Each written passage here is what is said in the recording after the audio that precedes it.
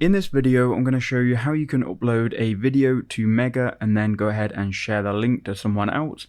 So let's go ahead and jump into that now and we'll get started. So I've gone ahead and created my Mega account already. It's already verified, so make sure you've done that as well by clicking on the link they send you to your email.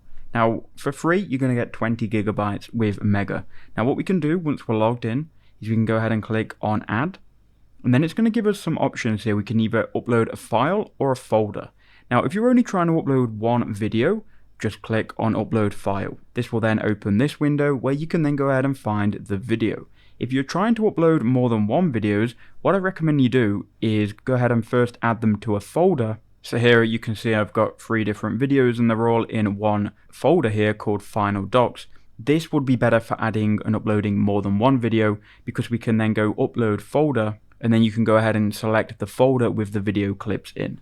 Now for me, what I'm going to do is just upload one video. So we'll go Add, Upload File, I'll go to my videos and I'll just select a random video file, then we'll click on Open. Doing it this way, it just saves us having to put it in a folder if we don't need to. But if you do have more than one video file, I do recommend put it in a folder and select that folder.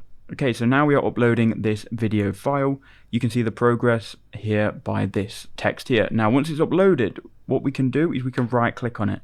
We can then go to share. We can then go share link. Now once you've done that, you are going to get a link here. You can go to link settings and you can go ahead and set an expiry date and a password if you've got a pro version. Without the pro version though, you can go ahead and copy this link, and anyone with this link can go ahead and view and download the video. So then when someone views it, even if they don't have a Mega account, even after clicking on this link, they will be able to see the video, they will then be able to download it. So that's how you do it. I hope that helped.